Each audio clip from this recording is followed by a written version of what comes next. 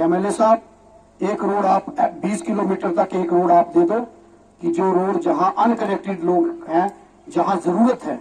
फिर मैंने, क्योंकि मुझे याद था मैं जब इस एरिया में आया तो इलेक्शन में जो आप लोग डिमांड करते थे वो मैं लिखता था और उसी बेस पर मैंने अपना मैनिफेस्टो भी तैयार किया था।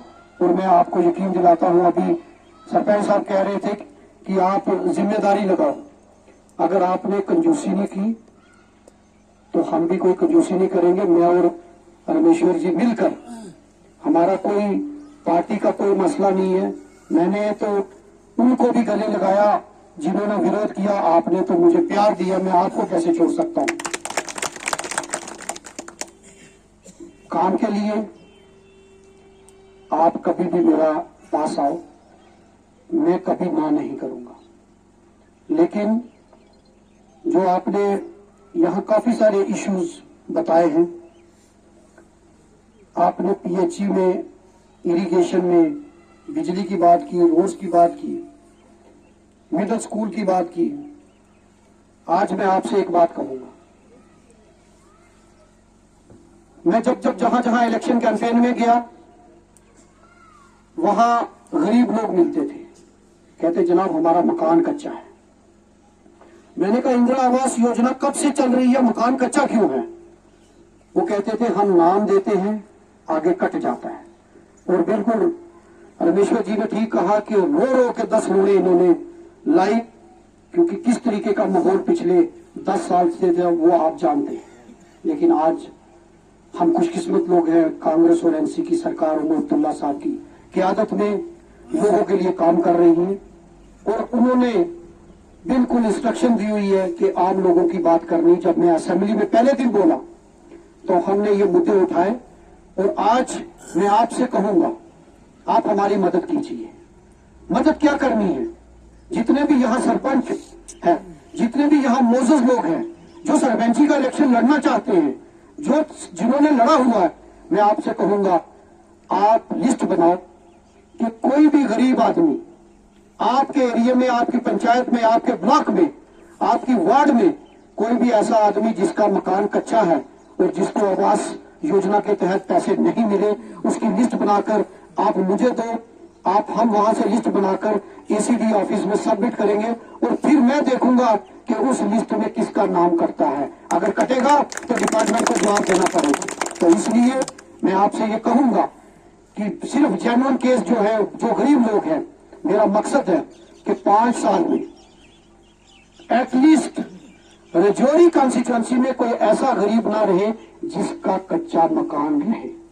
बाकी आपने ये कहा सर्वे की प्रॉब्लम है, मैं समझता हूं, लेकिन आप उनका भी नाम नोट कीजिए ताकि जब मैं असेंबली सेशन जनवरी में लगे तो मैं जाकर वहां इस बात को उठा सकूं कि एटलीस्ट मेरी विधानसभा में, मेरी असेंबली में कितने ऐसे लोग हैं जिनका राशन कार्ड का मसला है, कितने ऐसे लोग हैं जिनकी जमीनों का मसला है, ताकि उस पर जब एमएलए बात उठाता है तो वो पॉलिसी बनती है।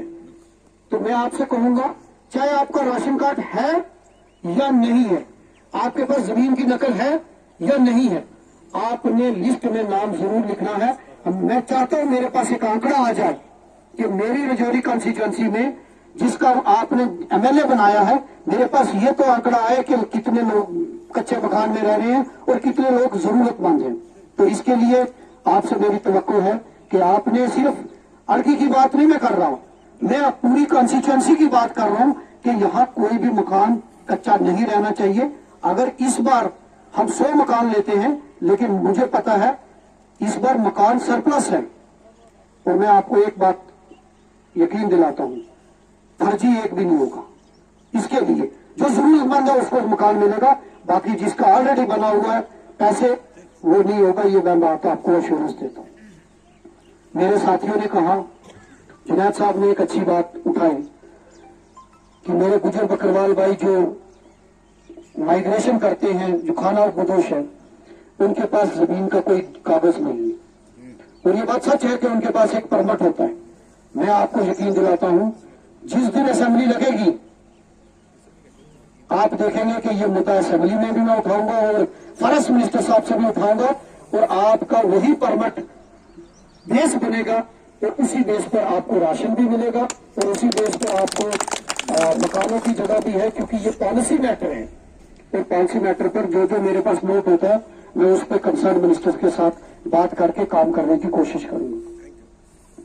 फॉरेस्ट राइट एक्ट के बारे में यहां रमेश्वर जी ने बात की, बाकी साथियों ने बात की। हमारे बहुत ही मजबूत, हमारे डायनामिक और बड़े अच्छे ग्राउंड के साथ जुड़े हुए जावेद राणा साहब जो फॉरेस्ट मिनिस्टर है, उनसे जब हमने बात की उन्होंने कहा नया तो मैं बनने नहीं दूंगा क्योंकि जंगलात भी जरूरी है, लेकिन पुराने को कोई छेड़ा नहीं जाएगा। आप यकीन मानो अगर मेरी किसी ऑफिसर के साथ बहस हुई है, मेरी ऑफिसर के साथ अगर बहस हुई है तो वो सिर्फ फॉरेस्ट डिपार्टमेंट वालों के साथ बहस हुई है, और मैंने उनको सीधा बोल दिया कि जब तक अगर आपने किसी को गिराना भी है वो जब मेरे नोटिस में डालो कि भाई अगर हमारा कोई इस तरीके का केस आता है आप डायरेक्ट कार्रवाई नहीं करोगे। और क्या रीजन है कि जब से हम हुकूमत बनी है इससे पहले आपने किसी का घर नहीं गिराया, आपने किसी के खिलाफ एक्शन नहीं किया। जिस दिन से हमारी सरकार बनी है उस दिन से आप एक्शन कर रहे हो। और उन्होंने एक दो जगह कोशिश भी की, लडोत में उन्होंने की, अड़गी में भी कुछ जगह लिस्ट मांगी थी, कलाल कस्ब में भी मांगी थी। मैंने किसी का घर उसकी इंक्रोचमेंट वो जो कह रहे थे कि गिराएंगे, मैंने नहीं गिराने दिया। एक जगह उन्होंने गिराया कन्नड़ में, मैंने पर्सनली विजिट किया उसके जहां उसने घर गिराया था। अब मैंने मंत्री साहब से भी बात की है और बहुत जल्द वो भी मकान बन जाएगा उसका भी।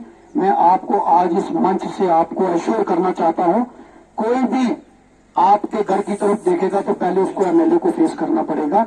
आपको जहां जहां आप बैठे हैं कोई भी मकान आपका नहीं गिराएगा। लेकिन आपसे एक बात जरूर कहूंगा, क्योंकि आज अगर मैंने बोला है तो आपने कल ही कंस्ट्रक्शन ही शुरू कर देनी। उसमें आपने बोला जी एमएलए साहब ने बोल दिया तो कंस्ट्रक्शन शुरू, दुकानें आपने